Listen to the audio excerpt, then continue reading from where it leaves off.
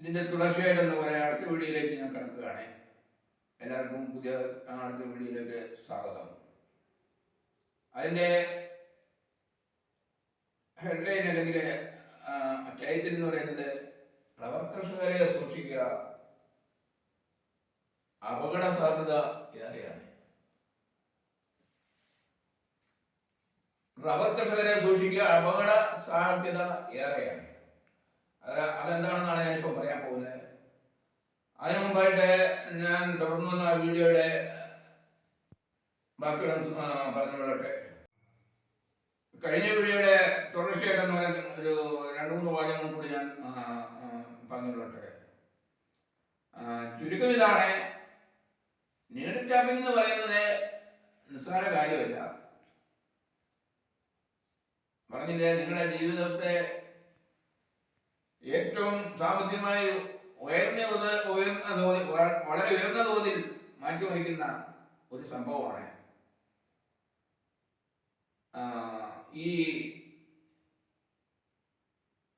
ഇതുവരെയുള്ള നീഡ് ടാപ്പിങ്ങിന്റെ കാലഘട്ടം എന്ന് പറയുന്നത് കോവിഡിന് മുമ്പും കോവിഡിന് ശേഷവും എന്ന് വേണം പറയാം. അതല്ലെന്നൊരിക്കൽ ഈ വീഡിയോ ഓരോന്നോരം നടക്കാൻ ഞാൻ തുടങ്ങിയിട്ട് ഇപ്പോൾ ഏതാണ്ട് 1.5 വർഷത്തോളമായി. ആദ്യത്തെ വീഡിയോ നിങ്ങൾ അത്യാവശ്യമായിട്ടൊന്ന് കാണേണ്ടതാണ്. ഒരു മരത്തിൽ നിന്ന് 4 ഷീറ്റ് നീഡ് ടാപ്പിങ്ങിലൂടെ എന്ന് പറഞ്ഞാണ് തുടങ്ങുന്നത്. ഒരു മരത്തിൽ നിന്ന് 4 ഷീറ്റ് എന്ന് പറയുന്ന എല്ലാവരും പിന്നെ വിശ്വസിച്ച് കാണുകയല്ല.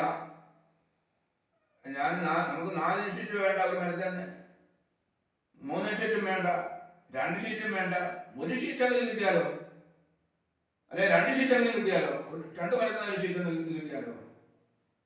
അതൊക്കെ ഞാൻ മുമ്പത്തെ വീഡിയോയിൽ പറയുന്നത്. 2 ഷീറ്റ് കിട്ടുവാണെങ്കിൽ ഒരു മരത്തിന് 2 മരത്തിന് 1 ഷീറ്റ് കിട്ടുവാണെന്നില്ല 200 രൂപ പിന്നെ വിലയുള്ള വെട്ടപ്പം 1 കിലോ റബ്ബറിന് 1000 രൂപ കിട്ടുന്നതിന് തുല്യമാണെന്നൊക്കെ പറഞ്ഞ് കഴിഞ്ഞ വീഡിയോ ഞാൻ അവതരിപ്പിക്കുകയുണ്ടായി. അതിനുശേഷമുള്ള ഒരു വീഡിയോയിൽ ഞാൻ പറയുകയുണ്ടായി, റബ്ബർ വില 100 രൂപയായിട്ട് കാണാൻ പോലും ഒരു മരത്തിന് 1 ഷീറ്റ് കിട്ടുവാണെങ്കിൽ റബ്ബർ വില 1000 രൂപ ആക്കുന്നതിന് തുല്യമാണ്. അതായത് ഉത്പാദനവർദ്ധനയിലൂടെ വിലക്കുറവിനെ അതിജീവിക്കുക. അതാണ് ഇതിൻ്റെ ചുരുക്കം. അപ്പൊ നീഡ് ടാപ്പിങ്ങിലൂടെ അതിന് സാധിക്കുന്നതാണ് ഞാൻ പറഞ്ഞു വെച്ചത്. അപ്പോൾ നമുക്ക് വലിയൊരു ആഗ്രഹം ബിഷപ്പ് പാമ്പ്ലാനി പറഞ്ഞ റബ്ബർ കിലോ 300 രൂപ ആക്കുവാണെങ്കിൽ ഒരു MP കേരളത്തിൽ ഞങ്ങൾ BJP ഇടാം. പാമ്പ്ലാനിയും അല്ലെങ്കിൽ റബ്ബർ കർഷകരും ആ വാക്ക് പാലിച്ചു. നമ്മൾ കേരളത്തിൽ ഒരു MP വിജയിപ്പിച്ചു. പക്ഷേ ആ MP-യോ കേന്ദ്ര ഗവൺമെന്റോ വാക്ക് പാലിച്ചില്ലേ, നമുക്കറിയാമല്ലോ. നമുക്ക് ഇനിയും അവസരം വരും എന്ന് അവരോട് ഒന്ന് പറഞ്ഞു കൊടുക്കുന്നത് നന്നാണ്. അതെന്തുമാട്ടെ, നമ്മുടെ രാഷ്ട്രീയത്തിലേക്കൊന്നും ഞാൻ കിടക്കുന്നില്ല. അപ്പൊ ആ സ്ഥാനത്തേക്കാണ് പറയുന്ന ഒരു ദാഹനകാരൻ റബ്ബർ 1000 രൂപ ആക്കാം. ഏറ്റവും ഇവിടുത്തെ വീഡിയോ പറയുന്നത് റബ്ബർ 100 രൂപ ആയാൽ പോലും, നിലവിലെ മാർക്കറ്റ് വില 100 രൂപ ആയാൽ പോലും റബ്ബറിന്റെ വില 1000 രൂപ കിലോയ്ക്ക് 1000 രൂപ ആക്കാമെന്നാണ് ഞാൻ പറഞ്ഞു വെച്ചിരിക്കുന്നത്. ചുരുക്കി പറഞ്ഞാല് ഇതൊക്കെ സാധ്യമാണ്. ഞാൻ ആ ഒരു വീഡിയോ പറഞ്ഞിട്ടുണ്ട്. വിദ്യയുടെ നിഘണ്ടുവിലെ ആദ്യ വാക്ക് അസാധ്യമെന്നാണ്. ബുദ്ധിമാന്റെ നിഘണ്ടുവിലെ അവസാന വാക്കാണ് അസാധ്യം എന്നുള്ളത്. അതുകൊണ്ട് ഈ അസാധ്യമായിട്ട് നിങ്ങൾ കാണരുത്. ഞാൻ വലിയ ബുദ്ധിമാനാണെന്നുള്ള പിന്നെ തെളിയിക്കാൻ വേണ്ടി പറഞ്ഞ കാര്യങ്ങളൊന്നുമല്ല. അത് പൊതുതത്വം പറഞ്ഞതേ ഉള്ളൂ. ഇതൊക്കെ സാധ്യമാണ്. നമുക്കൊന്ന് ആലോചിക്കണം. റബ്ബർ 1000 രൂപ കിലോ 1000 രൂപത്തെ അവസ്ഥയൊന്നും ആലോചിക്കുക. നമ്മുടെ കേരളത്തിന്റെ സാമ്പത്തിക നില, അല്ലെങ്കിൽ ഓരോ കർഷകന്റെ സാമ്പത്തിക നില, ഓരോ തൊഴിലാളിയുടെ സാമ്പത്തിക നില, അതൊക്കെ ഞാൻ മുന്നേ പറഞ്ഞിട്ടുണ്ട്. ഈ തൊഴിലാളിക്ക് കൂലിയല്ല കൊടുക്കേണ്ട, പങ്കാളിയാക്കുക, 6-4 അനുപാതത്തിൽ വീതിക്കുക എന്നൊക്കെ പറഞ്ഞ് ഞാൻ വീഡിയോ ഇറക്കിയിട്ടുണ്ട്. അങ്ങനെ വരുമ്പോഴേ ഒരു തൊഴിലാളിക്ക് പിന്നെ ദിവസം 2000 രൂപ കിട്ടുന്ന സാഹചര്യത്തിലേക്ക് വരും. മുതലാളിക്ക് ദിവസം 100 മരം ടാപ്പ് ചെയ്യുമ്പോൾ, ടാപ്പ് ചെയ്യുമ്പോൾ അതൊക്കെ ഞാൻ തെളിയിച്ച കാര്യമാണ്. മുതലാളിക്ക് 3000-വും തൊഴിലാളിക്ക് 2000-ആയിട്ട് ലഭിക്കും. അത് ക്രമേണ വർദ്ധിപ്പിക്കാനും സാധിക്കും.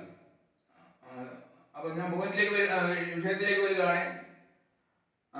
അതുകൊണ്ട് ഞാൻ പറയുന്ന വസ്തുത ഇതാണ്: ഇവിടെ ഒരു മഹാ അപകടം പതിയിരിപ്പുണ്ട്.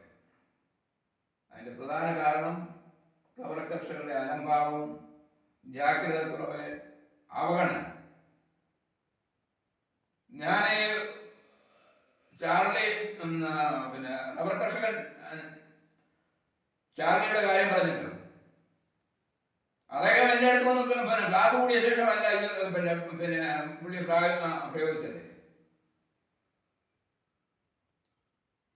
ഈ വീഡിയോ കണ്ട് പഠിച്ച് അതനുസരിച്ച് എൻ്റെ അടുത്തുനിന്നും വെറ്റും കത്തിയും വാങ്ങിച്ച് ആണ് വിജയിപ്പിച്ചത്. ഞാൻ ഇതിനു മുമ്പുള്ള ഒരു വീഡിയോ പറയുകയുണ്ടായി. ഇത് വിദേശത്ത് വന്നാല് അവിടെ ബുദ്ധിയുള്ളവരുണ്ട്. അവിടെ ഇതിനെതിരെ ശബ്ദിക്കുന്നവരും ഇതിനെ തടയുന്നവരും അവിടെയുള്ള ഒരു റബ്ബറോടല്ല അവരെ പ്രോത്സാഹിപ്പിക്കും. അതുപോലെ അവിടുത്തെ പത്രങ്ങളും ചാനലുകളും ഇതിനെ പ്രോത്സാഹിപ്പിക്കും. കാര്യം അതിന്റെ വിജയം സാമ്പത്തിക വളർച്ച ഉണ്ടായത് എല്ലാവർക്കും ഉള്ളതല്ലേ. പത്രങ്ങളുടെ സർക്കുലേഷൻ അല്ലെങ്കിൽ കോപ്പികൾ വർദ്ധിക്കും, ചാനലുകളുടെ റേറ്റിംഗ് വർദ്ധിക്കും, പരസ്യം കൂടും, ഇങ്ങനെ എന്തെല്ലാം തരത്തിലാണ് വർദ്ധനാവുക. അപ്പൊ ഈ സംഭവം ഇത് ഞാൻ പൊട്ടന്മാരെന്നൊന്നും ഈ നാട്ടുകാരനെ പറയുന്നില്ല. ബുദ്ധിപരമല്ലേ, മടയത്തരമല്ലേ കാണിക്കുന്നില്ലേ? മറന്നു കിടന്ന് മേലോട്ട് തുപ്പുന്നതിന് തുല്യമല്ലേ എനിക്കെതിരായിട്ട് ഈ വ്യാജ പ്രചരണമൊക്കെ നടക്കുന്നില്ല. എന്നെ തോൽപ്പിക്കുന്നതിന്, ഇവിടുത്തെ റബ്ബർ കർഷകരെ തോൽപ്പിക്കുന്നതിന് തുല്യമല്ലേ? അതുകൊണ്ട് ഞാൻ ആ വിഷയത്തിനോട് പറഞ്ഞില്ല. പറഞ്ഞെല്ലാം കൂടുതൽ പറഞ്ഞു പോകുമെന്ന് എനിക്ക് തോന്നലുണ്ട്. ആരും വിഷമിപ്പിക്കുന്ന രീതിയിലൊന്നും പറയാൻ ഞാൻ ആഗ്രഹിക്കുന്നില്ല. ചുരുക്കം എന്താണ് ഈ അപകടം എന്ന് ഞാൻ ഒന്നുകൂടെ പറയട്ടെ. ഈ ചാർലി ഇത് വിജയിപ്പിച്ച പോലെ വിദേശത്തുള്ള കർഷകർ ഇത് വിജയിപ്പിക്കും. അതിന് സഹായകരമായി അവിടുത്തെ റബ്ബറോടും അവിടുത്തെ ചാനലുകളും അവിടുത്തെ ഗവൺമെന്റും അവിടുത്തെ പത്രങ്ങളും പ്രവർത്തിക്കും. പെട്ടെന്ന് ഇത് വ്യാപിക്കും. ഇതിന്റെ ഈ ഉത്പാദന വർധന എന്നൊക്കെ പറയുന്ന 1 വർഷമോ 2 വർഷമോ ഒന്നും കാത്തിക്കേണ്ട കാര്യമില്ല. 1 മാസത്തിനകം നമുക്കറിയാമല്ലോ, ഈ ചാർലി എന്ന കർഷകൻ 1 മാസത്തിനകമാണ് വെറും 7 ഷീറ്റ് എന്നുള്ളത് 25 ഷീറ്റായിട്ട് വർദ്ധിപ്പിച്ചത്. 45 മാറ്റേനെ ഒന്ന് ആലോചിച്ച് നോക്കി ഇതുവരെ സംഭവിക്കുന്നത്. ഞാനിത് പറഞ്ഞാൽ നിങ്ങളെ വിടുത്തരാ പറയുന്നത്. ആ കർഷകൻ പറഞ്ഞാണ്, ഞാൻ കർഷകനോട് ചോദിക്കേ, അത്യാവശ്യമെങ്കിൽ അദ്ദേഹത്തിന്റെ നമ്പർ തരാം. എന്നോട് കണ്ണൂരിൽ നിന്ന് കേട്ടവാൻ്റെ വിളിച്ചു ചോദിച്ചു, നമ്മുടെ ആൾക്കെങ്കിൽ ആരെങ്കിലും ഇത് ചെയ്യുന്നുണ്ടോ? ഞാൻ പറഞ്ഞു ഇദ്ദേഹത്തിന്റെ നമ്പർ പറഞ്ഞു കൊടുത്തു. അദ്ദേഹത്തെ ആ കർഷകൻ വിളിച്ച് ചോദിച്ചു.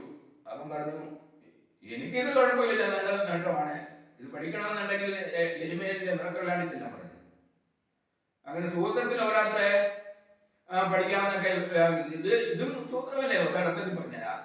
ഞാൻ പറഞ്ഞ ഞാൻ അനുമതി കൊടുത്തിരിക്കുന്നതാണ്. നിങ്ങൾക്ക് ആർക്ക് വേണേലും ഞാൻ വീഡിയോ കണ്ട് അതിന് പ്രകാരം നെറ്റ് ടാപ്പിംഗ് വിജയിപ്പിക്കാൻ സാധിക്കും. അതുകൊണ്ട് ഞാൻ പറഞ്ഞത് പ്രത്യേകിച്ചും ഊന്നിപ്പറയുന്ന കാര്യം ഇതാണ്: നിങ്ങളിത് അവഗണിക്കുക. അവഗണിച്ചാലുള്ള അപകടം ഞാനിപ്പം പറയാൻ പോവുകയാണ്. വിദേശത്തെ റബ്ബർ ഇടിയും നമുക്കറിയാമല്ലോ. ഞാൻ റബ്ബർ പാൽ ഇരട്ടിയായിരത്തെ സംഭവത്തോടെ ഇപ്പം ആഗോള കമ്പോളത്തില് റബ്ബറും വരവ് ചുരുങ്ങിയിട്ട് പോലും, ഉത്പാദനം ചുരുങ്ങിയിട്ട് പോലും നമുക്ക് ഈ വിലയാണ് കിട്ടുന്നത്. അറിയാമല്ലോ എത്ര കിട്ടുന്നത്? 150 താഴെയൊക്കെ വില കിടക്കുന്നത്. അതേ സ്ഥാനത്ത് വേൾഡ് മാർക്കറ്റിലെ ഇന്നുള്ള റബ്ബറിന്റെ ആ ക്വാണ്ടിറ്റി, ലഭ്യതയുടെ ക്വാണ്ടിറ്റി ഇരട്ടിയാഴ്ച അവസ്ഥ ഉണ്ടാവും. നീണ്ടിട്ടാവിങ്ങളുടെ ഇരട്ടിയല്ല, അതിനേക്കാൾ കൂടുതലാവും. അപ്പം വിദേശത്തെ വില കൂടി നിൽക്കുമ്പോഴും ഇവിടുത്തെ ഇവർക്ക് നമുക്ക് ന്യായമായ വില ലഭിക്കാത്ത സാഹചര്യത്തില് വിദേശ കമ്പോളത്തിലെ വിലയേക്കാൾ 10-40 രൂപ വരെ താത്താണ് ഇവിടെ പലപ്പോഴും പിന്നെ മാർക്കറ്റ് വില. ആ നിലയ്ക്ക് വിദേശ വില ഇടിഞ്ഞാൽ ഇവിടുത്തെ കാര്യം പറയാനുണ്ട്. അതുകൊണ്ട് റബ്ബറോട് എന്നെ പറ്റി ഞാൻ പറഞ്ഞല്ലോ, അത് ഞാൻ ഒരിക്കലെ പിന്നെ എൻ്റെ ഒരു വീഡിയോ ഞാൻ കാണിക്കുകയുണ്ടായി. അവരെഴുതി വെച്ചിരിക്കുന്നത് ഇതാണ്: നീഡിൽ ടാപ്പിങ്ങിലൂടെ റബ്ബറിന്റെ ഒരു വർഷത്തിൽ എന്ന പോലെ അല്ലെങ്കിൽ റബ്ബറിൽ കുത്തി കടക്കൽ കോടാലി വെക്കാം. റബ്ബറിൽ കുത്തി കടക്കൽ കോടാലി വെക്കാം. അതായത് ഒരു വർഷത്തിനകം ഏതാണ്ട് കോടാലി വെക്കാവുന്ന രീതിയിലാണ് അവിടെ എഴുതി വെച്ചിരിക്കുന്നത്. അതിനൊക്കെ കുറെ വിശദീകരണവും പടമെല്ലാം വെച്ചിട്ടുണ്ട്. അപ്പം ഇവിടെയുള്ള റബ്ബർ കർഷകർ റബ്ബറിന്റെ ചെയ്ത് നീഡിൽ ടാപ്പിങ്ങിനെ നിരുത്സാഹപ്പെടുത്തുക, അതിനെതിരായിട്ട് പറയുക, പ്രവർത്തിക്കുക, അതിന്റെ പ്രചരണം തടയുക. അതിനൊപ്പിച്ച് കുറെ പിന്നെ ഊളം പത്രങ്ങളൊന്നും പറയുന്നില്ല, ഏറാമൂളി പത്രങ്ങളും വാർത്താ മാധ്യമങ്ങളും ഒക്കെ അതാവതിരിക്കുക. എന്ത് ചെയ്യാവുന്നതാ? അതുകൊണ്ട് ഞാൻ പറയുന്നത്, ഞാൻ നിരാശനല്ല. ഈ നാട്ടിലെ ബുദ്ധിയുള്ള റബ്ബർ കർഷകരുണ്ട്. നിങ്ങളിങ്ങനെ സൈലന്റ് ആയിട്ടിരുന്നാലേ ശരിയാകില്ല. അതിന്റെ കുഴപ്പം ഞാനിപ്പം പറയാൻ പോവാണേ. നിങ്ങൾക്ക് പിന്നെ റബ്ബർ കൃഷി ഉള്ള അവർ പറയുന്ന ഒരു വർഷത്തിനകം എന്ന് സൂചിപ്പിച്ചു, ഒരു വർഷത്തിനകം നിങ്ങളുടെ നേടിക്കാൻ ചെയ്ത റബ്ബറിന്റെ കടയിൽ കോടാലി വെക്കാന്നാണ് റബ്ബറോട് മാസിക സൂചിപ്പിക്കുന്നത്. ഞാൻ പറഞ്ഞു നേരെ തിരിച്ചാകും. നിങ്ങൾ നീഡിൽ ടാപ്പിംഗ് ചെയ്തില്ലെങ്കിൽ നിങ്ങൾ നിലവിലുള്ള റബ്ബറിന്റെ കടയ്ക്ക് കോടാലി വെക്കേണ്ടി വരും. ഞാനൊന്ന് ചോദിക്കട്ടെ, റബ്ബറിന് 100 രൂപ വില താങ്ങാൻ എത്ര പേർക്ക് റബ്ബർ കൃഷി ചെയ്യാൻ മുന്നോട്ട് കൊണ്ടുപോകാൻ പറ്റും? വെട്ടുകൂലി കൊടുക്കാൻ കിട്ടുമോ?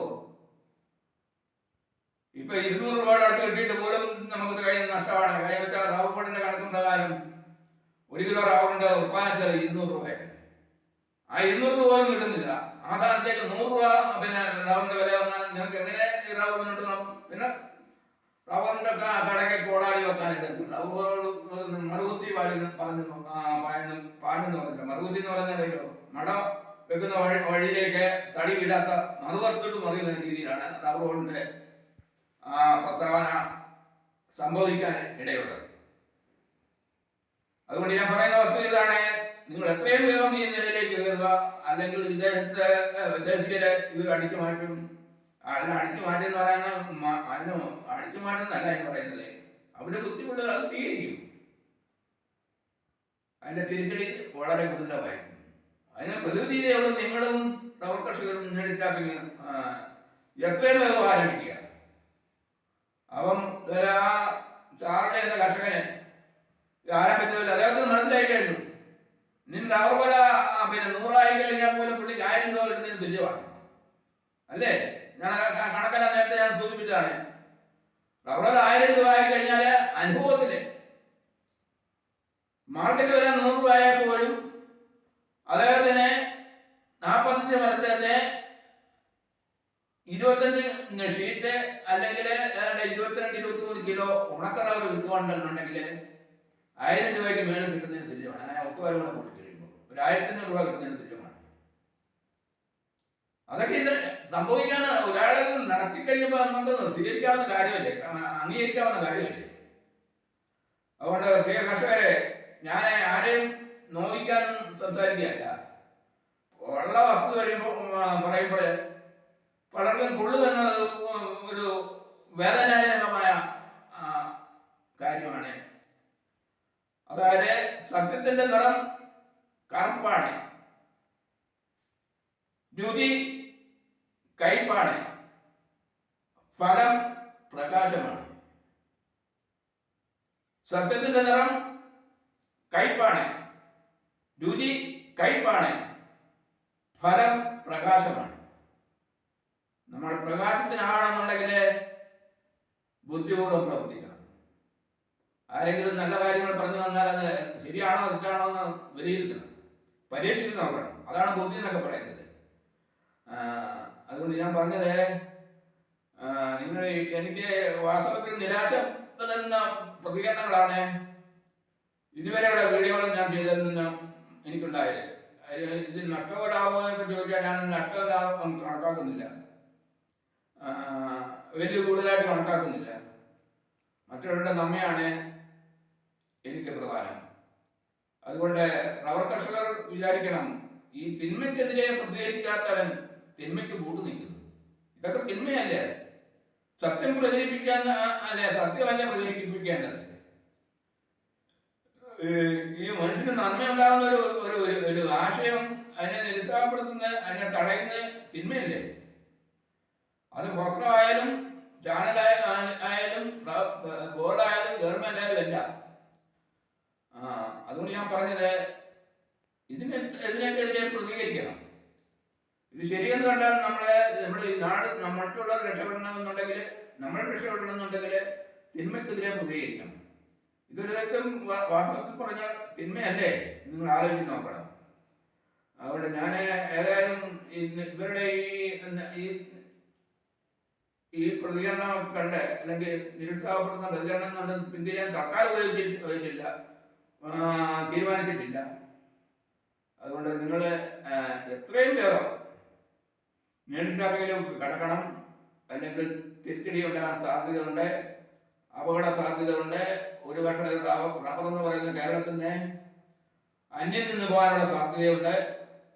ഇപ്പം കേരളത്തിന് പിന്നെ തെങ്ങ് അന്യം നിന്ന്, കേരളം എന്ന വാക്കിൻ്റെ അർത്ഥം കേരളം എന്നാണെന്നൊക്കെ പറഞ്ഞു വെച്ചാൽ ഇപ്പം പിന്നെ തെങ്ങിന് കേരം അല്ലെങ്കിൽ തെങ്ങ് ഇവിടെ ശോഭിച്ച ഒന്നാം സ്ഥാനം ഇപ്പം തമിഴ്നാടിനാണെന്ന് പറയുന്നു, അല്ലെ പിന്നെ കർണാടകത്തിന്.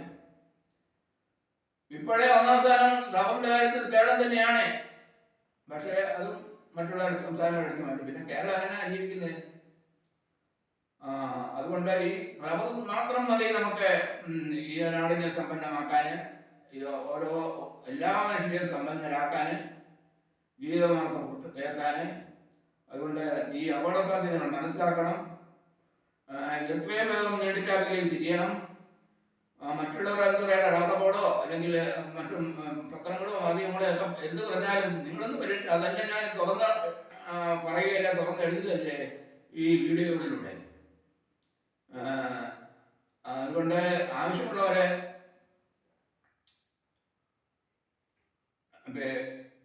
നിങ്ങൾ തനിക്ക് തുടങ്ങുന്നുണ്ടെങ്കിൽ ഒരു കാര്യമെങ്കിലും നിങ്ങൾ ചെയ്യണം. എന്താണ് അതിനാവശ്യമായ ഉപകരണം, പ്രധാന ഉപകരണം എന്ന് പറയുന്നത് ഈ നീഡിൽ നൈഫും ചാനൽ ടെസ്റ്റുമാണ്. അത് ആവശ്യപ്പെടുന്നവർക്ക് ഞാൻ പിന്നെ കൊറിയറിൽ അയച്ചു കൊടുക്കുന്നുണ്ട്. അത് വന്നാൽ പോലെ ഇത്രയത്ര നഷ്ടമല്ലല്ലോ. അതുകൊണ്ട് ഞാൻ പറഞ്ഞ എനിക്ക് ലാഭം കിട്ടാൻ വേണ്ടി അല്ല പറയുന്നത്. നിങ്ങൾ ഇവിടെ എൻ്റെ അടുത്ത് വന്നൊരു ക്ലാസ് കൂടുന്ന ബുദ്ധിമുട്ടാണെങ്കിൽ അങ്ങനെ ചെയ്യുകയെ. എന്തായാലും ഒറ്റക്കാര്യം ഞാൻ വളരെ ഉറപ്പിച്ച് പറയാം, നിങ്ങളിത് വേണ്ട പോലെ ചെയ്യണം. അല്ലെങ്കിൽ പരാജയപ്പെടുത്തും. ആ പരാജയത്തിന്റെ ഫലമായിട്ട് നിങ്ങൾ ആ പരാജയം നീട്ടാക്കും പരാജയം എന്ന് പറയും. നിങ്ങൾ അടുത്തുള്ള വർഷങ്ങളോട് മറ്റുള്ളവരും പറയുന്നത് പരാജയം എന്ന് പറയും. അതാണ് ഈ പ്രശ്നം വരുന്നത്. അത് നിങ്ങളെയും പരാജയപ്പെടുത്തും, അയൽവാസിയെയും പരാജയപ്പെടുത്തും. അതുകൊണ്ട് ശരിക്കും പരാജയമാണെങ്കിൽ പറയുക തന്നെ വേണം. അത് വേണ്ട പോലെ ചെയ്യണമെന്നേ മാത്രം പറയുന്നുള്ളൂ. അതുകൊണ്ട് ഞാൻ പറഞ്ഞു പോകുന്ന വസ്തുത ഇതാണ്. നീഡിറ്റാപ്പിൽ നിങ്ങൾ നിസ്സാരമായി കാണരുത്. ഇത് പിന്നെ ഒരു ഒരു ഒരു ഓപ്പറേഷൻ ചെയ്യുന്ന ഒരു ഡോക്ടറുടെ കയ്യിലെ കത്തി പോലാണ്. മേജർ ഓപ്പറേഷൻ ചെയ്യുന്ന ആ കത്തി വേണ്ട പോലെ ഉപയോഗിച്ചാൽ രോഗിയുടെ ജീവൻ രക്ഷിക്കാം. കത്തി ഒന്ന് പാടിയാലോ ജീവൻ തന്നെ നഷ്ടപ്പെടും എന്നതുപോലെയാണ് ഇതെല്ലാം. വേണ്ട പോലെ ചെയ്യണം. വേണ്ട പോലെ ഓപ്പറേഷനാണ്, വേണ്ട പോലെ കത്തി പ്രയോഗിക്കണം. അതാണ് ആവശ്യം. അതുകൊണ്ട് ഞാൻ പിന്നെ ചുരുക്കുകയാണ്. എൻ്റെ വീഡിയോ കണ്ടവര് നിങ്ങൾക്ക് ഇത് മെച്ചമെന്ന് കണ്ടാൽ അത് മറ്റുള്ളവർക്ക് പങ്കുവയ്ക്കണം, ഷെയർ ചെയ്യണം. കാര്യം നമുക്കറിയാമല്ലോ, റബ്ബർ കർഷകർ ഇന്ന് മഹാദുരിതത്തിലാണ്. ഓരോരുത്തരായിട്ട് റബ്ബറിനൊന്നും അതിന്റെ കണക്കുണ്ടെന്ന് എനിക്ക് തോന്നുന്നില്ല, ഒരിടത്തുണ്ടെന്ന് തോന്നുന്നില്ല. ധാരാളം ആൾക്കാരെ റംബുട്ടാന് മറ്റു കൃഷിയിടങ്ങൾ, പ്ലാവ്, ഇങ്ങനെ റബ്ബർ കൃഷിയിടങ്ങളെല്ലാം മറ്റു തോട്ടങ്ങളായിട്ടും ഫലവൃക്ഷ കൃഷികളായിട്ടും മാറിക്കൊണ്ടിരിക്കുകയാണ്. അതുകൊണ്ട് ആ ഒരു അതുകൊണ്ടാണ് ഞാൻ പറഞ്ഞ ഇവിടെ റബ്ബർ കൃഷി അന്യം നിൽക്കാൻ പോകുന്ന ഒരു സാഹചര്യത്തിലേക്ക് പോയിക്കൊണ്ടിരിക്കുകയാണ്. അതിനെ തടഞ്ഞെടുക്കാൻ ഈ ഒരൊറ്റ മാർഗം മതി, നേരിട്ടാക്കി. അതുകൊണ്ട് അതുകൊണ്ട് നിങ്ങൾക്ക് മെച്ചമൊന്നും കണ്ടാലേ അത് മറ്റുള്ളവർക്ക് ഷെയർ ചെയ്യണം.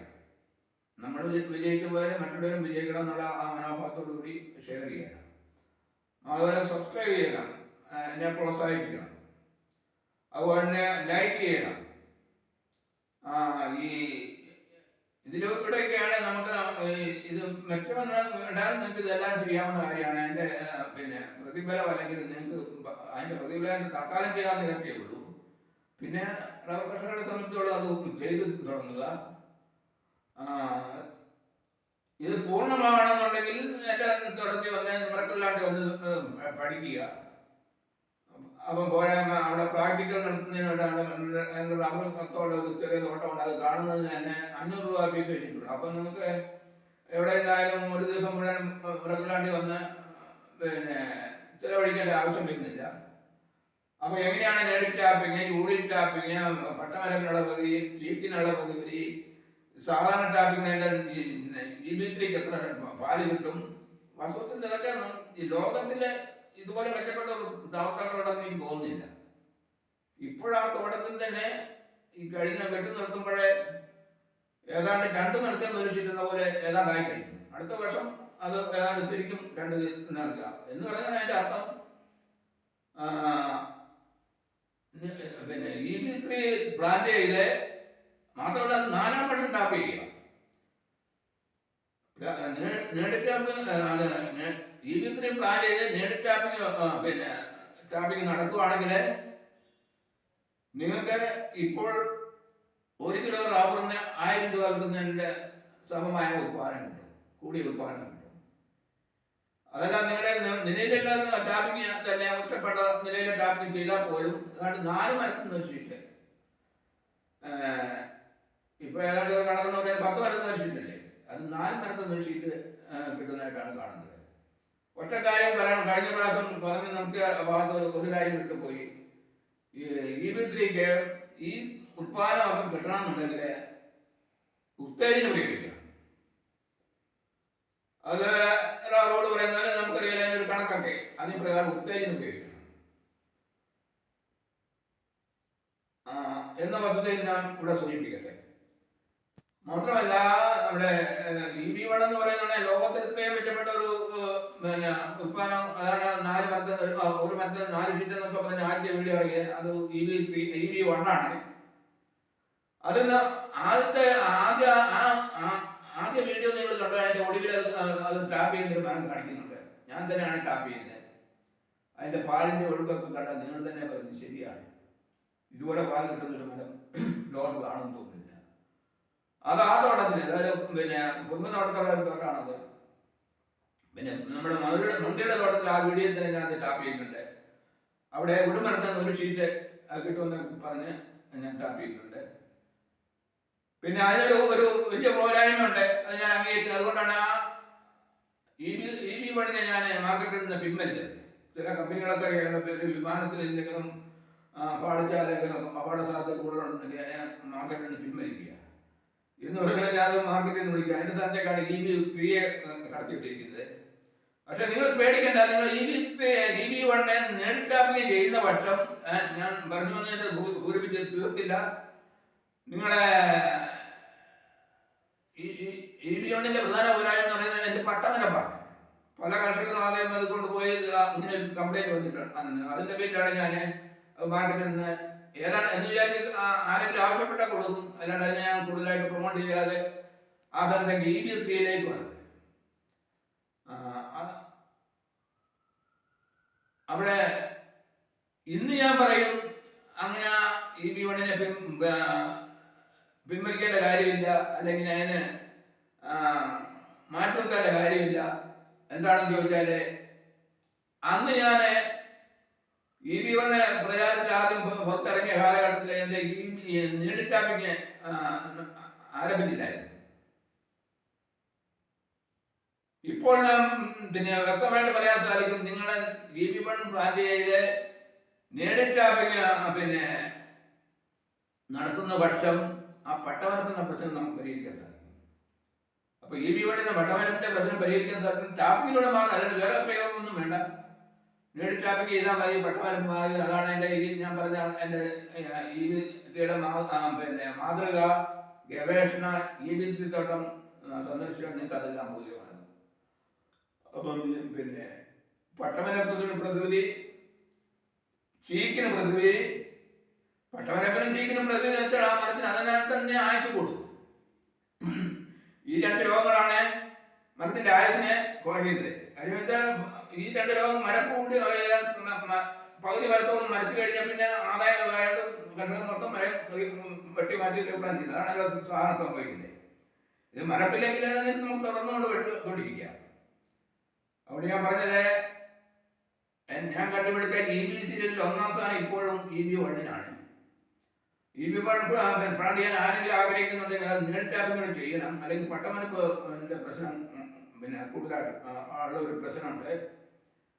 EB3 ആണ് നിങ്ങൾ പ്ലാൻ ചെയ്യുന്നുണ്ടെങ്കിൽ 4-ാം വർഷം വെട്ടാം.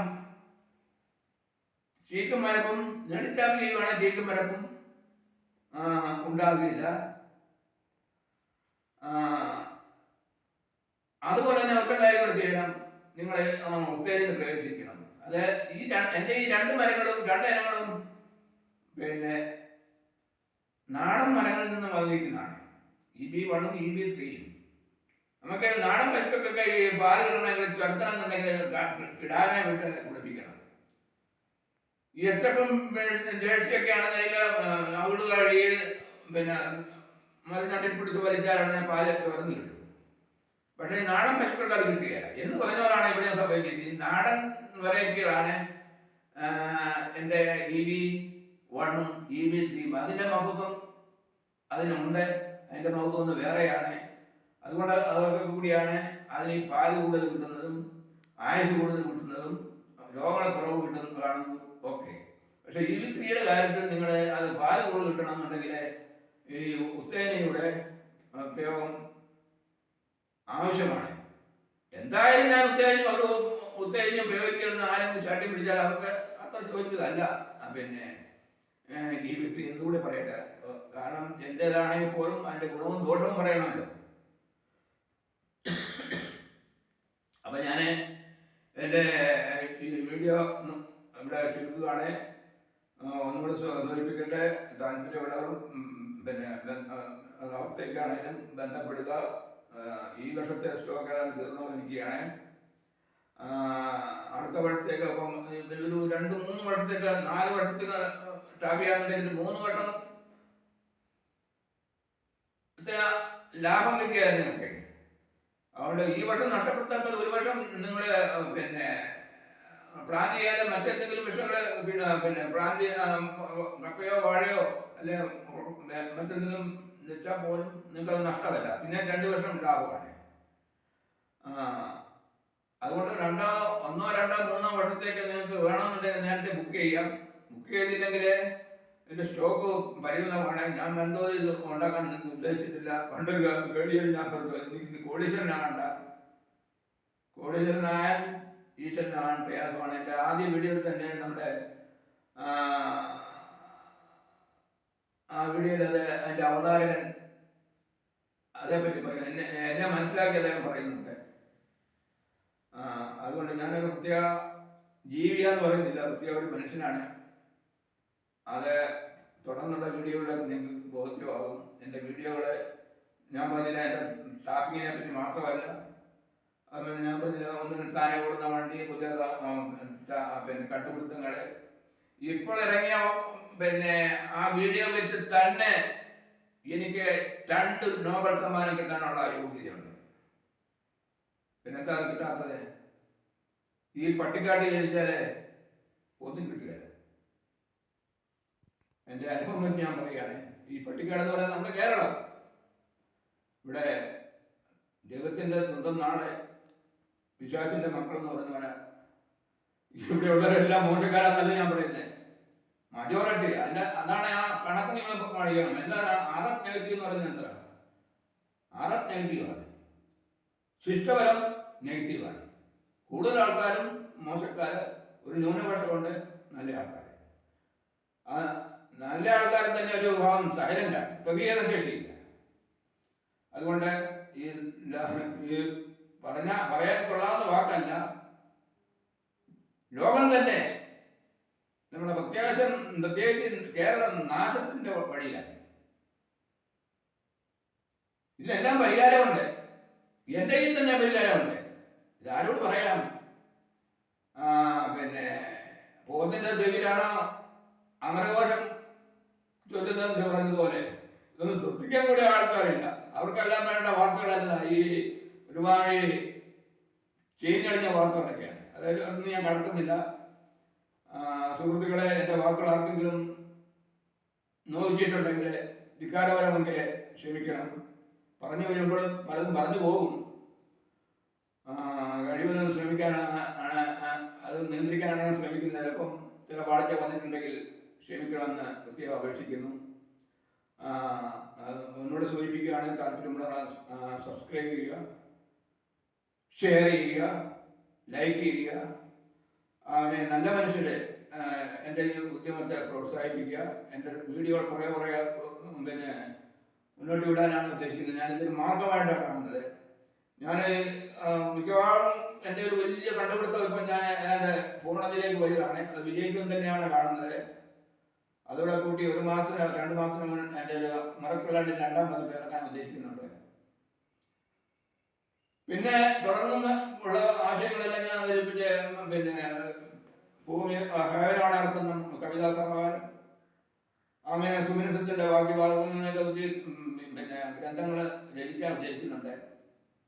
അപ്പൊ അതിന്റെ പിന്നിൽ ഒരു വിചാരമുണ്ട്. എപ്പോഴും ഞാനൊരു അപൂർണനാണ്. ഞാൻ പറഞ്ഞ മുഴുവൻ സത്യമാണെന്നില്ല. ഞാൻ സത്യമാണെന്ന് പറയുന്നത് എൻ്റെ പിന്നെ പറയുന്ന കാര്യം ചിലപ്പം പിന്നെ അസത്യമാകാൻ സാധ്യത ഉണ്ട്. കാര്യം ഞാൻ അപൂർണനാണ്. അതുകൊണ്ട് ഈ മറ്റുള്ളവർ ഇത് ശ്രദ്ധിച്ച ഇതിന് താങ്കൾ കാണിക്കുന്ന ഇത്ര പ്രോഗത്തിനുമാണ് ഇത് തെറ്റാണെന്ന് പറയാൻ തന്നെ ഞാൻ സന്തോഷത്തോടെ സ്വീകരിക്കാൻ തയ്യാറാണ്. അതായത് ഒരു തത്വമുണ്ട്. എൻ്റെ തത്വമാണ്, നിനക്ക് നന്നാകണമെന്നുണ്ടെങ്കിൽ നിന്റെ മുഖത്ത് നോക്കി പിന്നെ കാര്യം പറയുന്നതിൻ്റെ അടുത്തേക്ക് പോകും. നിനക്ക് നശിക്കണമെന്നുണ്ടെങ്കിൽ നിനക്ക് ഓശാന പറയുന്നതിൻ്റെ അടുത്തേക്ക് പോകും. ആ ഒരു കാര്യത്തിലാണ് ഞാൻ, ആ ഒരു രീതിയിലാണ് ഞാൻ കാണുന്നത്. ഈ അധികാരികളൊക്കെ മോശമാകുന്നതിന്റെ പ്രധാനം അവർക്ക് ഓശാന പാടാൻ കുറേ ആൾക്കാർ ഇങ്ങനെ പറയാൻ നടക്കുക. അത് പത്രങ്ങൾ, മാധ്യമങ്ങളായാലും എല്ലാം ഉണ്ട്. എല്ലാവരും മോശമാണെന്നല്ല പറയുന്നത്. അവരും ഞാൻ അത്തമ്മരെയൊക്കെ മോശമാക്കുകയാണ് ചെയ്യുന്നത്. നിനക്ക് നാശമുണ്ടെങ്കിൽ, നിനക്ക് നശിക്കണമെന്നുണ്ടെങ്കിൽ ഓശാന പറയുന്നതിൻ്റെ അടുത്തേക്ക് പോവുക. നിനക്ക് നന്നാണെന്നുണ്ടെങ്കിൽ മുഖത്ത് നോക്കി കാര്യം പറയുന്നതിൻ്റെ അടുത്തേക്ക് പോവുക. അതുകൊണ്ട് ഞാൻ ആഗ്രഹിക്കുന്ന, ഇഷ്ടപ്പെടുന്ന മുഖത്ത് നോക്കി കാര്യം പറയുന്ന ആൾക്കാരെയാണ് ഞാൻ ഇഷ്ടപ്പെടുന്നത്. അതുകൊണ്ട് തെറ്റുകുറ്റങ്ങളുണ്ടെങ്കിൽ പറഞ്ഞുകൊള്ളൂ, വിമർശിച്ചുകൊള്ളൂ. അതിൻ്റെ കഥയുണ്ട്. വെറുതെ പിന്നെ ഒരർത്ഥമില്ലാതെ വിമർശിക്കുന്നവരെ അംഗീകരിക്കാൻ പ്രയാസമാണ്. കാര്യകാരണം തെറ്റാണെന്ന് പറയുന്നതാണെങ്കിൽ ഞാൻ സന്തോഷപൂർവ്വം സഹായം ചെയ്യുന്നു. അഡ്വാൻസ് ആയിട്ട് അവർക്ക് നന്ദി പറയുന്നു. ഞാൻ എൻ്റെ വാക്കുകൾ ചുരുക്കുകയാണ്. നിങ്ങളുടെ എല്ലാവർക്കും എന്നെ ശ്രമിച്ച എല്ലാവർക്കും നന്ദി, നമസ്കാരം.